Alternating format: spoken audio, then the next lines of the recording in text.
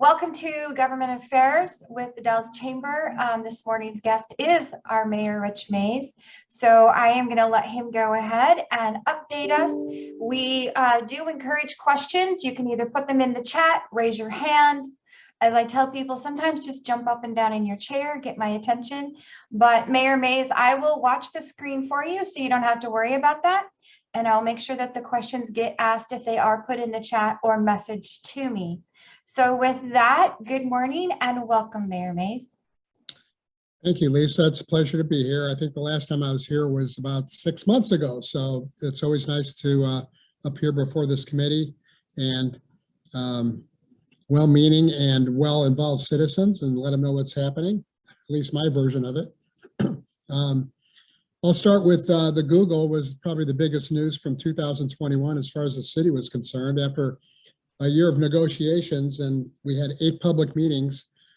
We had meetings in last February and March and October and November. And the city and the county, of course, both had public meetings regarding the Google negotiations. And on October 25th, the county board approved the agreement with Google. On November 3rd, the city did. Excuse me, it's the other way around. We approved it on October 25th, the county on November 3rd. And then on November 8th, we approved the agreement to provide Google with water, which I'll get into in a few minutes.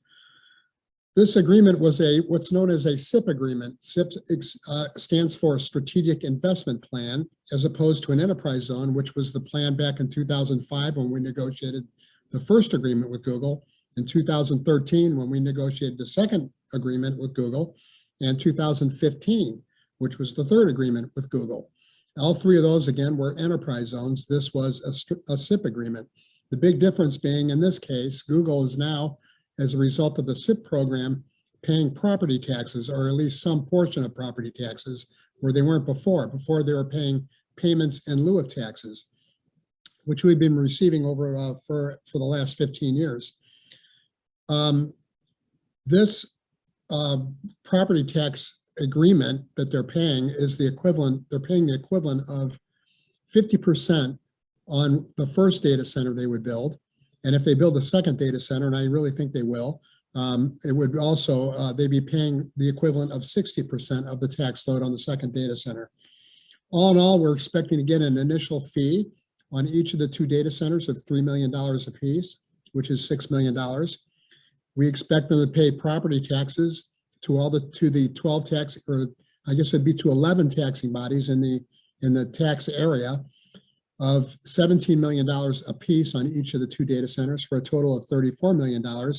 We also expect them to pay a community service fee, which we expect to be $25 million apiece for each of the 2 data centers for a total of $50 million. And I'm going to get into that community service fee in a minute because it's a little complicated. And then we also expect them to pay what's known as a GAP payment, GAP, which stands for Guaranteed Annual Payment. And that's a very fitting acronym, GAP, because that GAP payment fills the gap between the aforementioned property tax and community service fee and that 50% and 60% tax load. So altogether, we expect on the GAP payment to be $24 million on the first data center and about $36 million on the second. And if you add it all together, the initial fee, the property taxes, the community service fees, and the GAP payments, it comes to about $125 million over a 25-year period of time. Each of the 2, like an enterprise zone, the SIP agreement calls for 15-year agreements. So, but they, to take advantage of the tax savings, they would have to build both data centers within a 25-year period of time. The other really good feature, which hasn't really been publicized enough, has been the fact that the Google is donating 35 acres to the county, which would be on the far, the city kind of turns around. People think it's west of Norcor. It's actually north of Norcor, and 35 acres, which the county is currently working with Mid-Columbia, the medical center, to transfer Kramer Field over to the hospital so they can build a new hospital campus over on the Kramer Field, which the community would then need, of course, a new sports complex, an outdoor sports complex. And that's what the 35 acres is for. There's a lot of work that still needs to be done on that. It's an idea that has come forward that I support wholeheartedly. This athletic center would be a state of the art in that it would have artificial turf, and I think it'd be a great asset for this community and be able to attract a lot of tournaments and outdoor sports events throughout the Pacific Northwest.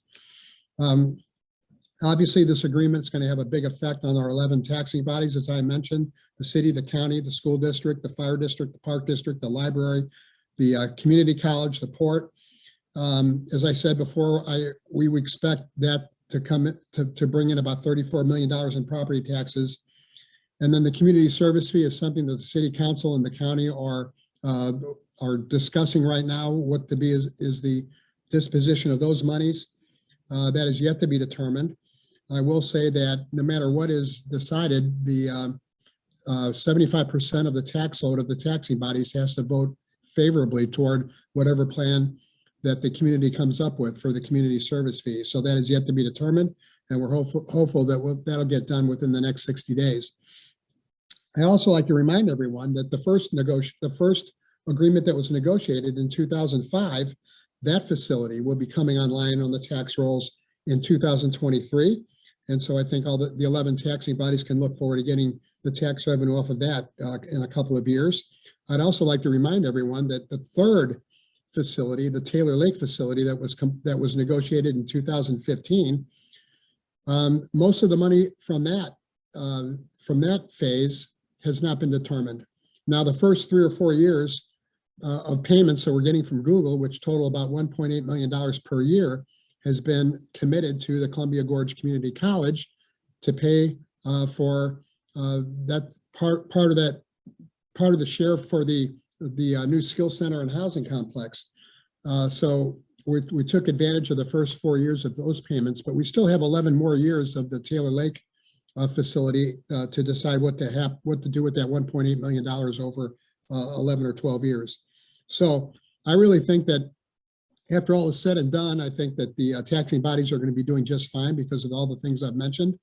The challenge ahead of us, of course, is the disposition of the money, the rest of the Taylor Lake money, the initial payment, for example, that Google will be paying once they break ground, the property taxes that I've already described, the community service fee, and the gap payments. That is the challenge ahead of us to decide what's going to happen with that money.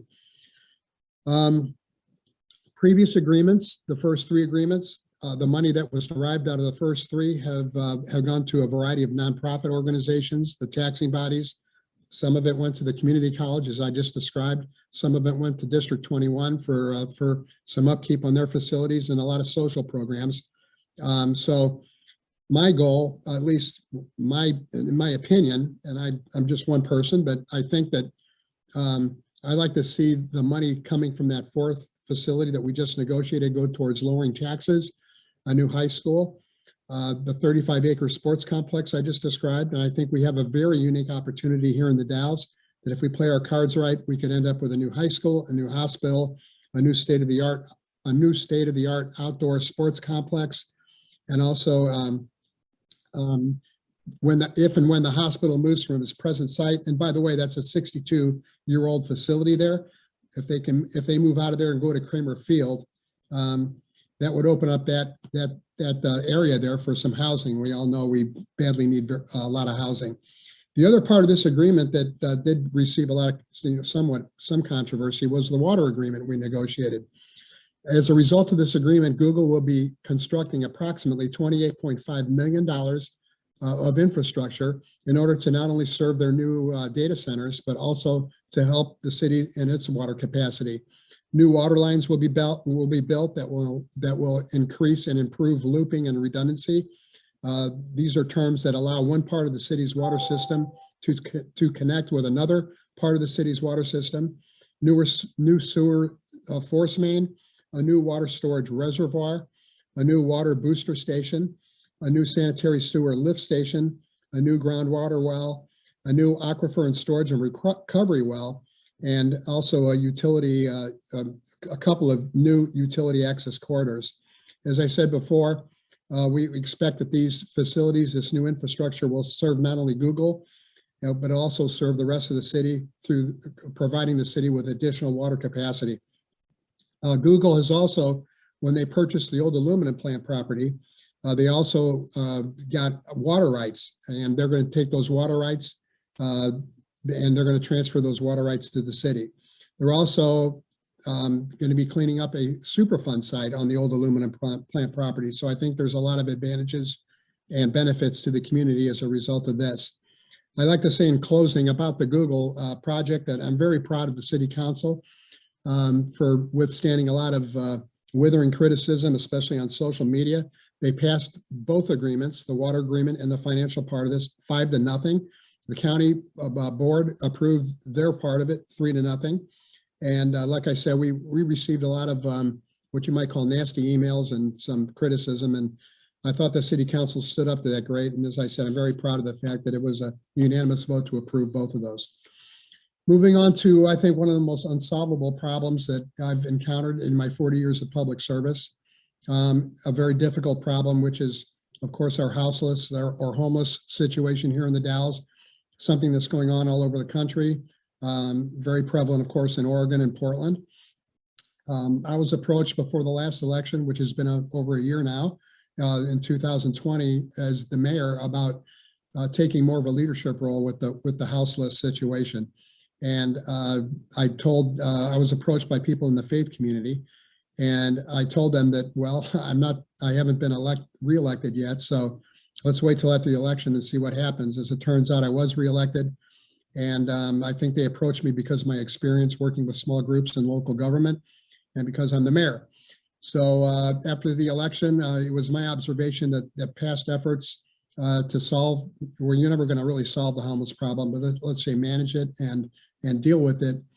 There was a lot of fragmentation, and what I tried to do was form a smaller group that would have more cohesion.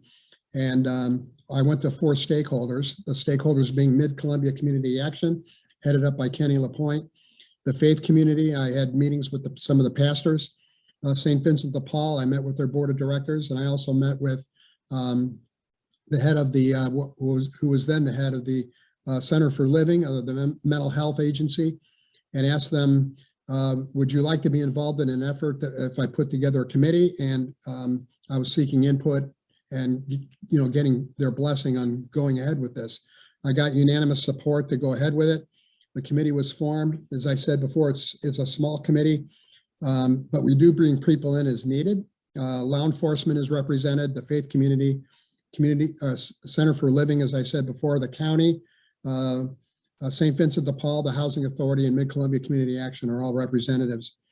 I often tell people that we don't have any money and we don't have any authority, but we do have friends in high places. And we spent the committee, after it was formed, we formed in March of 2021. And we've been meeting twice a month ever since. We had some mission statement, we had some goals and objectives. And we found ourselves having to shift our goals and our efforts as the months rolled by. First, we were concerned with, by that time, the pallet shelters had been well established, and our efforts came with some of the homeless camps that have been popping up. The COVID crisis has certainly had an impact on our efforts in that regard, but we did have a navigation center that we were working toward getting because of the leadership of Kenny LaPointe. Kenny was able to secure a $1 million grant from the state to establish a shelter for the homeless. A site has been picked out, and plans are being had to construct something hopefully within the next 18 months. The city of the Dalles has sort of committed $500,000. I say sort of because at the city council meeting, they decided that they wanted to put $500,000 toward the navigation center pending Kenny coming back to the city and giving more of an update on their plans. One of the other things that's happened is we've had some court cases in the Pacific Northwest that have impacted how our police department, how our city and the county can react to having homeless and or homeless camps and settlements. Boise, Idaho and Grants Pass, Oregon recently had court cases that restricted the ability of police departments to move people off of public property and without beds or somewhere else to put them. So That has led to other efforts on the navigation center. I know the county is working on some efforts of their own. Once we got that, that hasn't been finalized yet. We're still working on that, but I think it's looking good. But again, things shifted again toward our goal when the winter set in. And with the COVID situation, St. Vincent de Paul was very limited in how many people they could put at their warming shelter. There were supervision problems, volunteer problems, money problems. Mid-Columbia Community Action and St. Vincent de Paul have been able to secure 200 hotel rooms per month. The pallet shelters, there's 18 of those that hold 2 people apiece, so there's 36 beds there.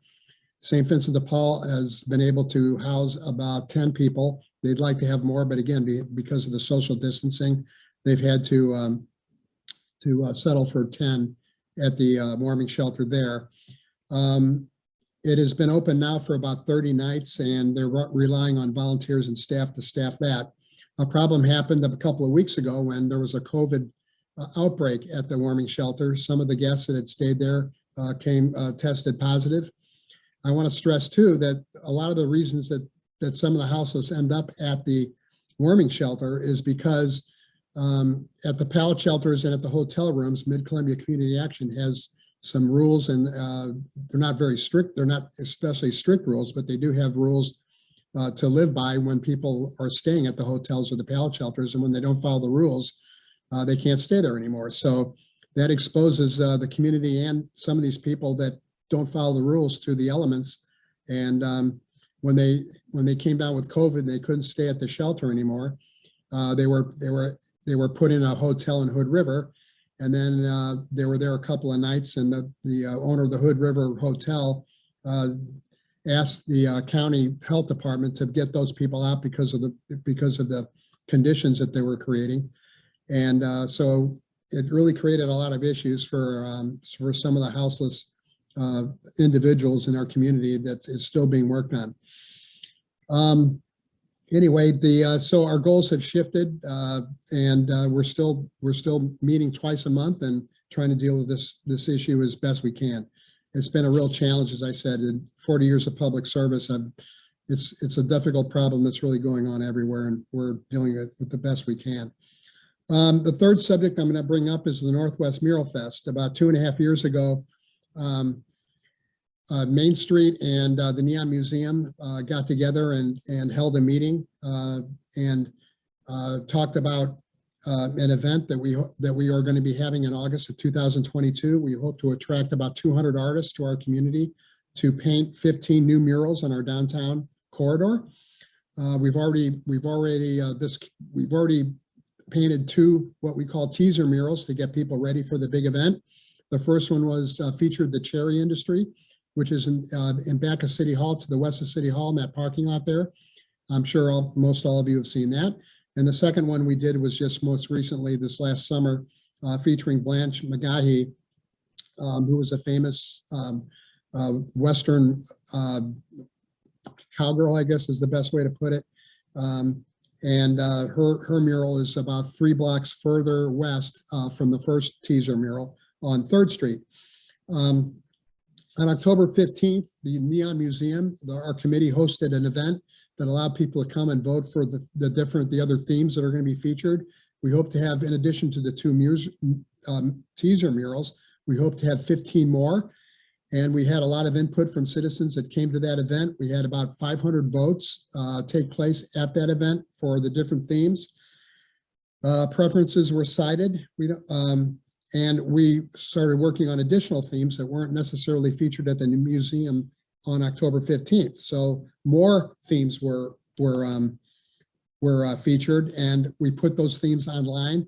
We had 231 people vote online, and just yesterday, the deadline was the day before yesterday, and just yesterday our committee met to decide on the final 15. As a result of the first event that was held in October, 5, the leading, if you want to call them, vote getters at that time that are going to be featured for sure in murals is Chief Tommy Thompson and the Native American community, Gene Hillis, the Chinese community, how the Dalles got its name, and the Cirrhosis Club. Those are the 5 that were decided on first by the committee. And as of yesterday, we use the following criteria for deciding on the next 10. Number one is the theme of historic significance unique to the Dalles. Criteria number two, does the theme represent a local connection, that is to the Dalles and Wasco County? Criteria number three, are there a sufficient number of images, photographs, and sketches or other pertinent materials available to present a great mural?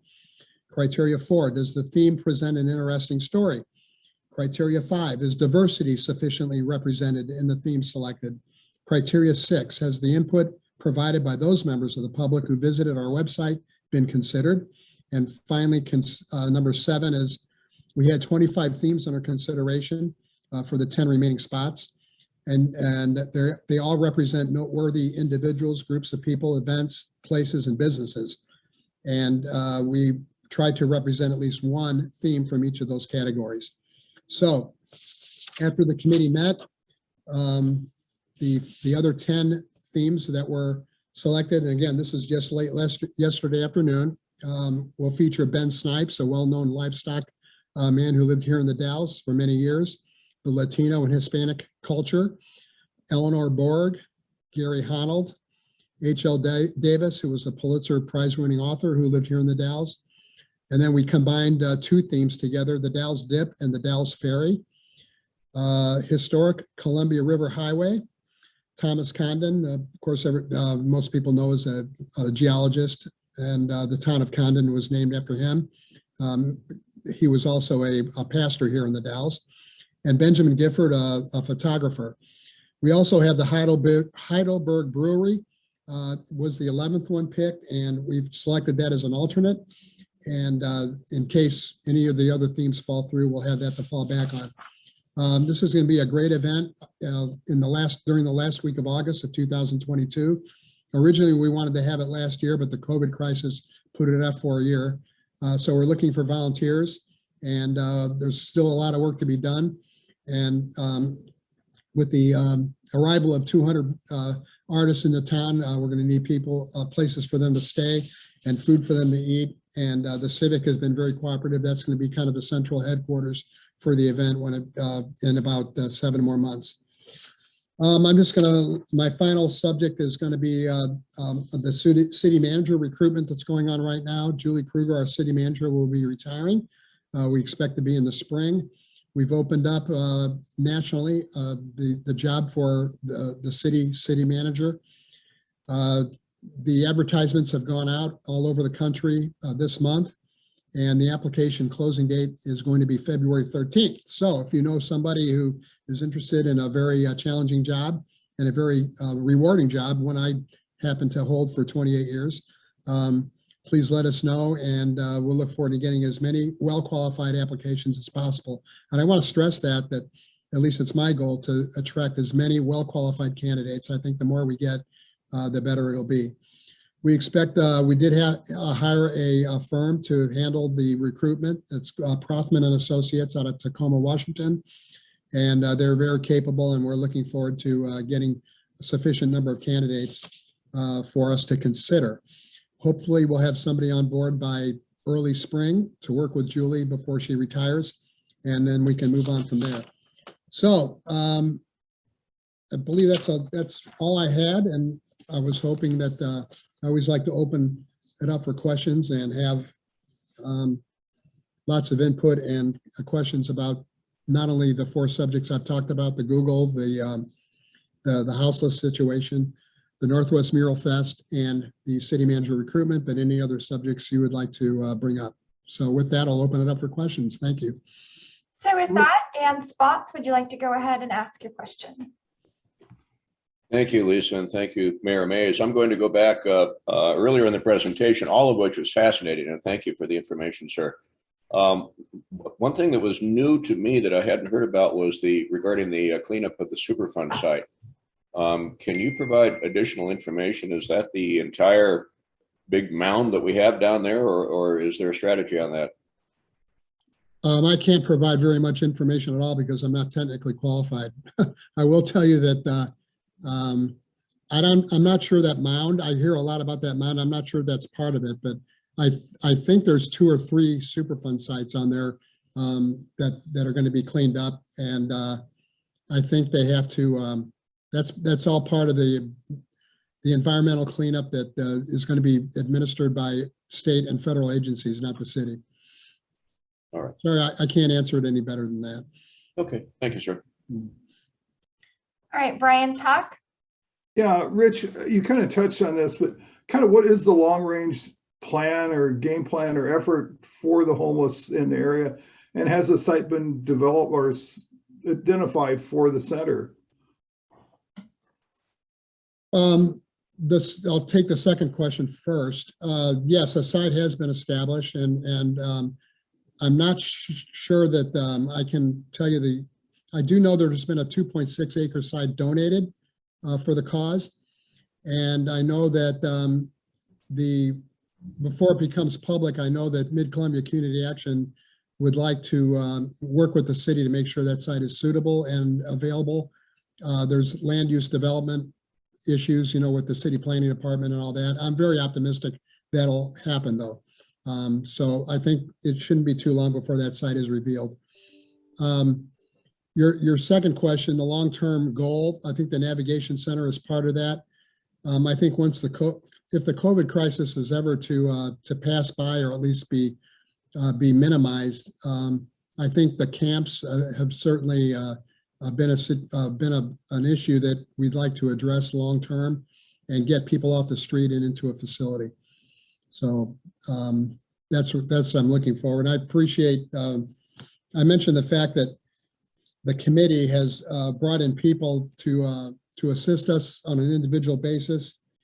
And Brian was part of that. I think we approached Brian and Mural and Arthur, right? About establishing a volunteer group or a subcommittee, if you will, that will help with volunteers, and especially as it regards to the camps. And so where some of the houseless are settling. And again, the COVID situation has put kind of a damper on that. We also brought in our city attorney to advise us on the recent court cases I mentioned before. Also, our director of community development to talk about the land use issues that have happened and some of the state legislation that has been passed regarding the houseless. We brought in Debbie Jones from Youth Think, who conducted a survey of citizens regarding their views of how the houseless situation is going. And we also brought in Tim McLaughlin, who has been very helpful in trying to find sites to locate different facilities throughout the city. And Tim is, I'm not sure there's anybody in the city that knows more about vacant properties and properties that might be available for sale or for donations than Tim has. So thanks for the question, Brian. And again, thanks for your efforts. And we do plan on making more use of you and Marilyn as the months roll by. So.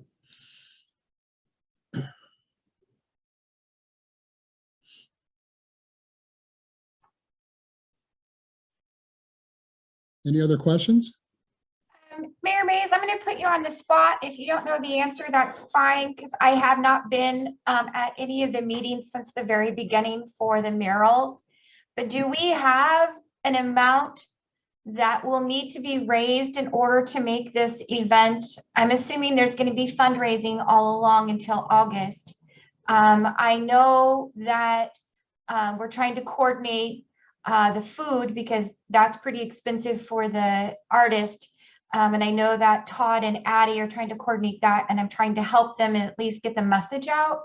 Mm-hmm. But do we have some dollar figures? I know that a lot of this is depending on in kind also, but that's still a dollar figure that's coming from a business or an individual. So do you have that, or is that something maybe we should bring the mural committee on? No, I think that there's, as you said, there's going to be a lot of in-kind donations, but cash-wise, we expect to raise about $125,000. We've already raised, we just got a grant for $50,000 yesterday. I think that's going to become public. Main Street was very instrumental in writing the grant for that and getting it, so I'd rather that come from Main Street, not me. We also got a $15,000 grant from an individual here in the city, and we're expecting to go out and talk to the community more about more fundraising. There's a lot of things to do with this. Fundraising is one of them, but I think I can honestly tell you that fundraising is not going to be the highest on our worry list. We're very confident that we're going to be able to raise the money. And as the months go by, we're going to prove that. So we do expect to raise cash of about somewhere between $100,000 and $125,000. And we've already raised a large part of that. Does that answer your question? Yeah. Just, Mayor Mays? yeah, go ahead. Yeah, Julie. Hi. A question back about the houseless situation. Sometime last week, the people that you talked about being moved into a tent were ending up housed at the Discovery Center. And I know that the health department was trying to find a different location that was more convenient and to everyone. Were they able to do that, or is the tent still at the Discovery Center? The tent is not if the tent is there, it's empty. And I think it was being moved yesterday. Okay. I do know that if it's there, it's empty. And I know they're trying to find another location. The health department is. I just met with a county commissioner yesterday, and as of yesterday, they had not found a place to put it. There's been numerous sites. Tim McLaughlin, as I said before, has been trying to find sites throughout the community for it. But to my knowledge right now, the health department has not found another site for it. What about the people who were housed there? Where are they now? I'm not sure. I think they might be I think they might end up at St. Vincent de Paul, but that's yet to be determined as well. Okay, thank you.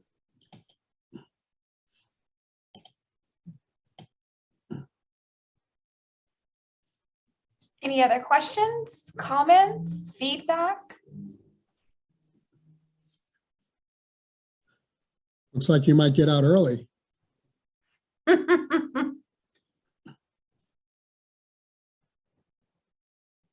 Oh, do you have, I know you've hired a company for the recruitment of the city manager. Do you have a hiring committee that will be assisting with that? Yes. There will be two panels. One will be made up of the city council, who has the final decision, of course. And the other one will be made up of stakeholders. And I'm currently talking with people in the community about participating in that committee. So thanks for that question, and that's the plan. And usually the way these things work is you'll have a candidate A, for example, interview with the city council, and candidate B will interview with the other panel at the same time, then they switch. And then in the afternoon, you get two more candidates and they switch. And then at the end of the day, the second panel will come into the city council and give their input about their impressions of the candidates, and the city council will deliberate and make a final decision. And hopefully, again, it's a very challenging hiring market out there right now because of the COVID situation and probably what you might call demographic issues with people's careers and how they, back in my day when I applied for jobs, there'd be 100 applications easy for a city manager job. Cannon Beach, where I went in 2005, had 80 at the time. And now Prothman is telling us that the number of candidates they're seeing for city manager jobs are usually in the 25 to 30 range. So a lot of things have changed. And again, my goal is to get as many qualified applicants as possible throughout the country to apply and want to come here. Thank you. That's good to know. Dan, are you okay with asking that question that you just messaged me? Richardson? His connection. Yes. Oh, there you go. Thank you. Sorry, my mute was being difficult, which is usually the opposite. I think people probably think of me. Good morning, Rich. This is Dan. Yeah.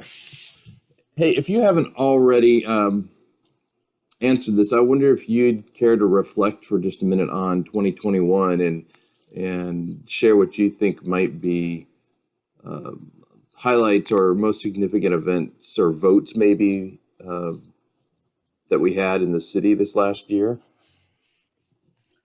Well, one would be, of course, the Google, which I went through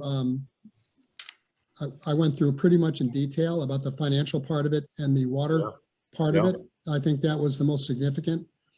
I think that one of the things that was under the radar was the land use development ordinances that we passed that dealt with housing situation here in the Dalles and also the houseless, which I kind of commented on before. Some of that has been kind of forced. The state legislature has passed laws that kind of force the issue throughout the state, but a lot of it was done on our own. And I think these are things that are going to help our housing situation and hopefully the houseless situation. But I think those were two events that I think were most significant in 2021. One which was well publicized, and the other one which was well publicized, but didn't create as much interest, certainly. Yeah, there's definitely some things that fly under the radar sometimes, aren't there? Anything for 2022 coming up? Maybe aside from the city manager process, which I know you've been speaking about, anything else that you see as really significant or something that involved citizens ought to be thinking about or keeping an eye on? Two things come to mind. One is the visioning process, which we're going to be getting into in the next few months. This is a chance for true public input into the city's vision for the next 20 years and where we're going and how we're going to get there.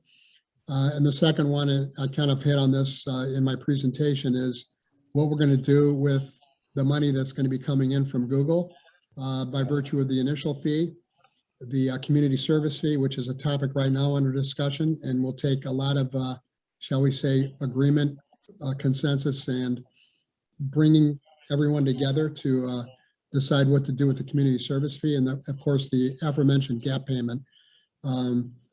Also, as I said before, we need to decide what we're going to do with the Taylor Lake money, the remainder of it after the community college skill center and housing complex is paid off. And our taxing bodies, who I think are going to be sitting pretty well after all this is over, are going to decide what to do with the money they're getting from the first facility that's coming online in 2023 from the 2005 agreement and the agreement that was just negotiated with Google on what to do with those funds.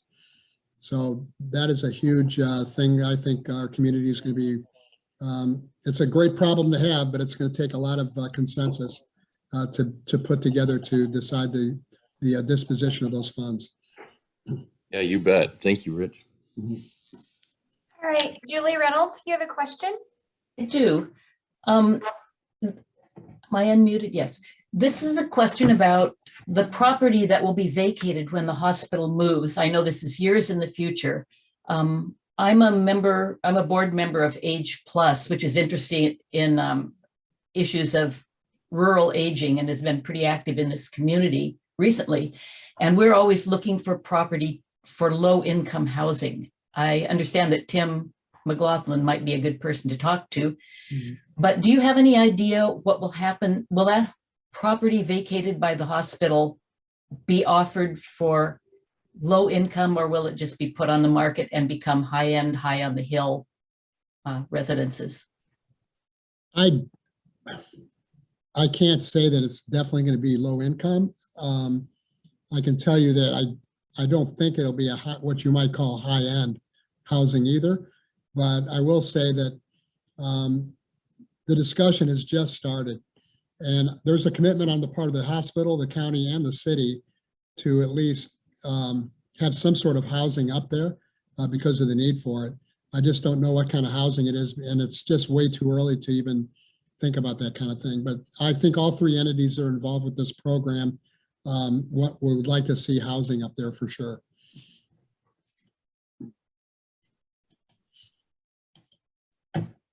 Rich, this is Brian Chuck, kind of a long-term question for you. Has the city council really kind of thought about water demands for the long term? I mean, as we look at snowpack, I mean, obviously this year is not the typical, but long term that we're going to have probably about 25% of normal over the next 50 years. So surface water is going to be an issue. I realize, we're looking at putting more wells in, which can also be a challenge because recharging those wells is an issue.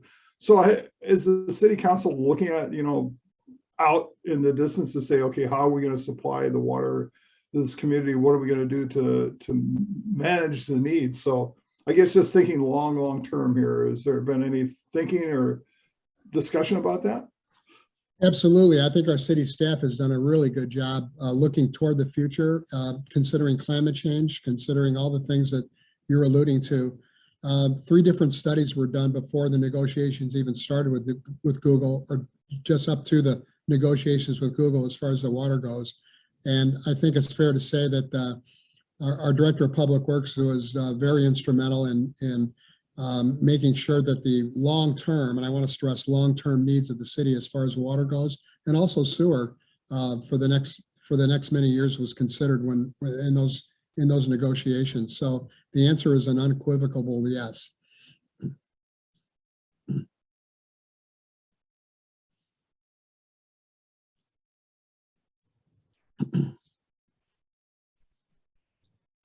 Those are great questions. If no one has any other, I know that we went through the intros really quick for any updates, any information in the community, which is also good for Mayor Mays to hear so that he knows what's happening in his own community also with this group. I'm going to start with that before, since I don't see any hands and I don't have any on my chat. Some of you saw the press release yesterday. We are transitioning the banquet to a virtual. There were lots of reasons. One, our numbers are going up. Our hospital's numbers are going up there too. People are still hesitant. So we did not have enough people to register to even pay for the banquet, not even close. I'm just going to be upfront. So because of all that, we have switched it to a virtual. We will be filming on the 20th and we will air it live on the 27th to the community. So we are still moving forward. We still have awards. We still want to honor those that have served our community. And we have an award in every category this year. So we want to make sure that we celebrate. So we'll keep you posted on that piece of it. Anyway, so that is what we're doing there. And we are in full mode in hopes that we can do Cherry Festival like normal. We have already tried to get sponsors. There again, we're pretty low on sponsorship, but hopefully that will come as we get closer and things are more open and people are seeing what's happening. So that's where we are on those pieces. So that's what the chamber, if anybody has any questions, or if you were one of those who had purchased tickets for the tables, please get a hold of us. Yes, we are refunding everything. So that is what the chamber is doing. So with that, I also know that Dan Spots has an update. Before I let him start talking, is there anybody else that has any other updates or questions or input or information? All right, Dan Spots, it's yours. Thank you very much, Lisa, and thank you, Mayor Mays, again for the updates around the city. It's fascinating. I love to follow this. Thanks to Representative Bonham and Representative Williams, the college received a Christmas present from the State Department of Administrative Services just before Christmas. $2 million ARPA allocation, which will go to 4 things. One, faculty in Spanish GED and early childhood education position. A feasibility study for the agricultural program that we've discussed here. We'll be moving forward with that, bringing a contractor on board to refine the program scope. And we hope to launch that program perhaps as early as next fall. And then finally, at least 1.5 million, possibly 1.7, depending upon how the budget of that 2 million works out, for construction of a child care center in the Dalles. We have the contract and we are proceeding with that. Dr. Cronin is going to be updating our college board for a final decision and final acceptance of that contract over the next month. And we are going to be going full tilt toward building that center. We have a task force meeting starting in about 3 hours. And on December 8th, we had about 50 people from throughout the region, Hood River, Wasco County, attend the summit. Many of you attended, and thank you for that. And 22 of those folks stepped forward with the task force. So we'll be breaking that up into smaller groups later this morning, and then reporting back out to the full group, talking about things like administrative structure operational agreements, locations. We're anticipating the Dalles campus is a likely site, but that's not necessarily the only one. Even questions such as ownership and long-term management, things of that nature. All options on the table. We know that we have construction funding. We have some interesting conversations going on with community partners and external partners. Ford Family Foundation had a call with us on Monday, expressing a lot of interest in this and suggesting the potential for additional resources. Child Care Desert in Oregon and Washington, without a really workable, sustainable model so far for rural communities. We have the opportunity to create such a model now. It's going to take some terrific ideas, but we have some terrific people at the table. So I'll keep you posted, and I just wanted to make that announcement. Thank you. Thank you, Dan. Anybody else with any other updates, information, all of that fun stuff that would help our community just be more informed? Lisa, Yeah. this is Corliss. Just Hi. a fun thing. Don't forget, tomorrow night, Dancing with the Stars. So come on out and participate, come and see. We got 6 talented dancers and it'll be a fun night. Thank you for that reminder. So, Corliss, what time does that start? And it's at the high school, right? Correct, 7 o'clock at the high school. 7, okay. And you can buy your tickets at Clint's or at the door. It's $5 more at the door. we also have them here at the chamber. So, and then we were told that you need to bring some money with you because there's ways to stash it into who you really want to vote for. So, yes. All right. With that, it is almost the top of the hour, and I want to say thank you for everybody who is here, and thank you for participating, and thank you so much, Mayor Mays, for just being candid with us and transparent, and we appreciate the updates and what you're doing for our community. And with that, everyone, have a great day and have an awesome weekend, and we will see you next week. Bye. Thank you, Rich. My pleasure.